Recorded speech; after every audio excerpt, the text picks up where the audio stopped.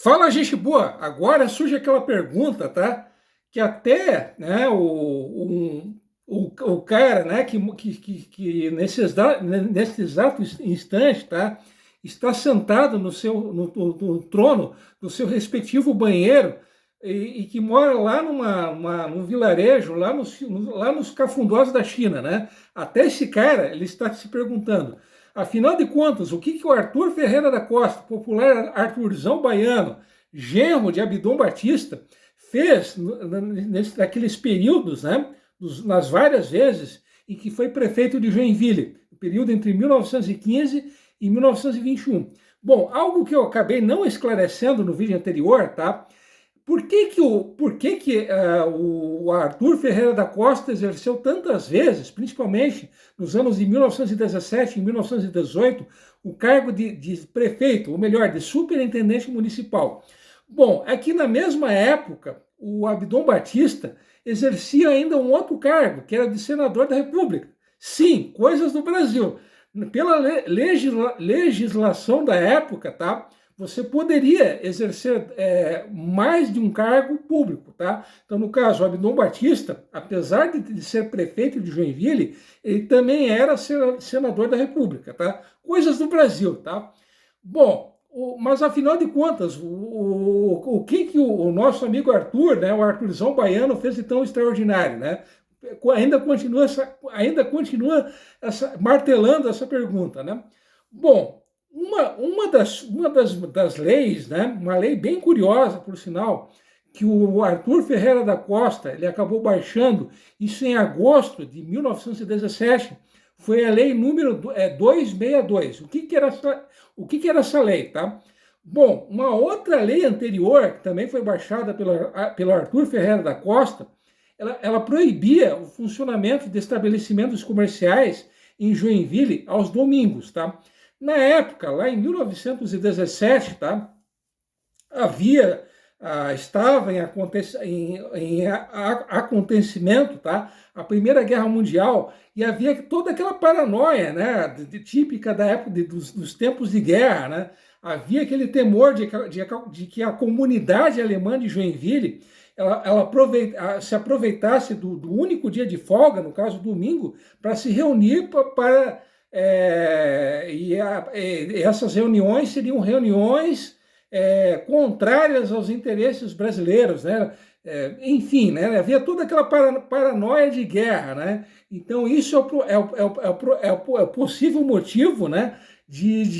Dessa lei que proibia o funcionamento de estabelecimentos comerciais aos domingos, né? Repetindo, havia aquele temor de que a comunidade alemã de Joinville se aproveitasse desse dia, né? Desse único dia de folga de domingo, para confabular, para se reunir contra os interesses brasileiros, enfim, né? Mas, enfim, voltando, né? Bom, na época, em 1917, havia um problema, né? Havia escassez de trigo, né? E além da escassez de trigo, havia ainda repetindo, essa lei que proibia o funcionamento de estabelecimentos comerciais aos domingos. Então, o que a prefeitura, o que o nosso amigo Arthurzão fez, né, para resolver, para driblar esse problema? Bom, a própria prefeitura acabou contratando um padeiro, tá? E esse padeiro, ele trabalhava aos domingos. Então, todos os pães que eram produzidos e vendidos aos domingos, né? Pães produzidos, no caso, pela própria prefeitura, eles eram vendidos a um valor de R$ 600. Durante a semana, esse valor era de R$ 1.000, né? Bom, além de produzir pães por conta própria, tá? A prefeitura ela estabeleceu, ela acabou criando uma tabela de preços de pães, tá? E os pães eles só poderiam ser vendidos a quilo, né? Por quilo, tá? O padeiro ele poderia até vender os pães a granel, né? Só que ele teria que seguir uma tabela estabelecida, né? Determinada pela prefeitura. Por exemplo, vamos supor que eu comprasse 1 quilo de pão feito de trigo puro. Eu pagaria R$ 100 por esse pão, né? E R$ 1.000 por esse pão. Vamos supor que eu quisesse comprar um pão misto. O que era um pão misto? Era um pão que era feito de trigo, de milho, de mandioca e de batata, né? Então, esse pão misto, eu pagaria um valor menor por ele. Pagaria, ao invés de R$ 1.000, eu pagaria R$ 700 por ele, né? Bom, embora a prefeitura ela tivesse baixado, determinado uma tabela de preços, né? Aliás, uma outra coisa que eu já estava me esquecendo, a prefeitura, né? Ela determinou, inclusive, baixou uma lei determinando como que seria feito o pão misto, né? Então, 60% da constituição de um pão misto, ele teria que ter trigo, 30% teria que ter mandioca e 10% teria que ser de milho, né? Isso é a constituição de um pão misto, né? Bom, como é uma velha tradição brasileira, essa foi uma daquelas típicas leis que não pegaram, elas acabaram sendo logo descumpridas, né?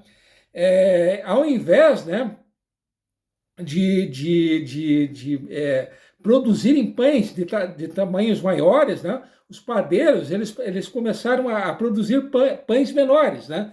Além de produzirem pães menores, eles também aumentaram o valor dos pães, né? Então foi uma lei que não deu certo, né? Bom, uma foto até que eu irei mostrar, uma foto até bem interessante, né? Que eu irei mostrar a vocês, né? Esses aqui são alunos, né, de uma escola rural de Joinville, né? Essa foto que vocês estão vendo, tá? Ela é de 1909, tá?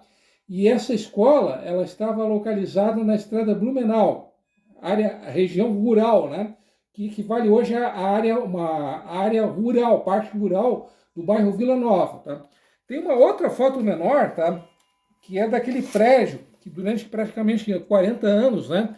Onde praticamente 40 anos, de 1936 até 1974, funcionou ao mesmo tempo a sede da Câmara de Vereadores da cidade e da Prefeitura de Joinville, né?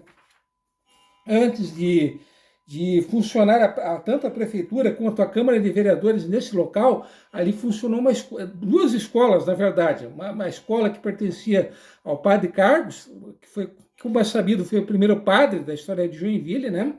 E depois da escola do padre Carlos, ali funcionou, ali foi a primeira sede da Escola Estadual Conselheiro Mafra, né? Então, aqui a foto desse prédio, né? Prédio já há muito tempo desaparecido, né? Demolido, né? Então, aqui o prédio onde um dia funcionou a Prefeitura de Joinville, tá? Bom, e que outra lei que o nosso amigo Arthurzão, que outro feito, né, que o nosso amigo Arthurzão acabou realizando, né, em uma dessas ocasiões em que ele foi prefeito? Bom, ainda em 1917, tá, ele criou uma taxa, um imposto municipal, que era o imposto da educação. Então, qualquer pessoa residente em Joinville e que tivesse no mínimo 21 anos de idade, ele teria que pagar essa taxa, tá? O valor dessa taxa era de R$ 4.000. Vamos supor que eu fosse um empresário, né, ou um grande comerciante, e que eu tivesse um patrimônio no valor, que esse patrimônio fosse superior a 50 contos de réis. Eu pagaria um equivalente a 16% do meu patrimônio à prefeitura, tá? E além dessa taxa de R$ 4.000, ou bem superior a R$ 4.000, no caso dos empresários, tá? A prefeitura ela baixou uma lei, repetindo, isso em 1917, tá? Que tornava obrigatório o ensino primário a todas as crianças dos 6 até os 15 anos, 15 anos de idade, tá? Então, todas as crianças nessa faixa etária que não estivessem matriculadas, né, os seus pais, os seus responsáveis, eles pagavam uma multa mensal que variava entre R$ 2.000 e R$ 5.000, tá? Além dessa taxa, né, que serviria, né, para bancar todas as escolas da cidade de Joinville, e dessa obrigatoriedade, né, do ensino primário, né, para as crianças dos 6 até os 15 anos de idade, o nosso amigo Arthurzão, tá? Ele contratou 51 professores. Esses 51 professores, eles foram divididos, né? Eles foram contratados para trabalhar em escolas de comunidades rurais, tipo aquela escola cuja foto eu acabei de mostrar a vocês, tá? Bom, havia um porém. Muitas dessas escolas, todas essas escolas rurais, elas eram escolas comunitárias. E essas comunidades, quase todas essas comunidades rurais, os moradores, eles eram luteranos. E geralmente os professores que trabalhavam, que lecionavam nessas escolas, eles eram pastores. E eles não permitiram, né, que outros professores lecionassem no lugar deles. Então, o que o nosso amigo Arthurzão fez, né? Arthurzão Baiano fez, né? Ele acabou alugando prédios, e esses prédios alugados, eles acabaram servindo como escolas. De certa maneira, a rede pública municipal de ensino, ela acabou, de certa maneira, sendo criada em uma dessas ocasiões, no caso, em 1917, em uma dessas ocasiões em que o Arthur Ferreira da Costa foi prefeito interino de Joinville, tá? Até então, havia apenas uma escola pública em Joinville, que era a Escola Conselheiro Mafra, só que a Conselheiro Mafra era uma escola pertencente ao governo do estado, né? Então, de certa maneira, repetindo, né? A rede pública municipal de ensino, ela acabou surgindo em 1917 com o Arthur Ferreira da Costa, que, curiosamente, repetindo, não era prefeito efetivo. Ele era o prefeito interino de Joinville naquela ocasião, né? Então, essa foi uma das realizações, né, do Arthur Ferreira da Costa como prefeito de Joinville, criação de um esboço, de uma espécie de uma rede municipal de ensino, né? E aquela lei, né, que eu citei lá no início do vídeo, né, tabelando e determinando como que deveriam ser produzidos, né, os pães em Joinville. Inclusive, repetindo, a própria prefeitura, durante um certo tempo, produziu produziu pães, né? Pasmem, já houve um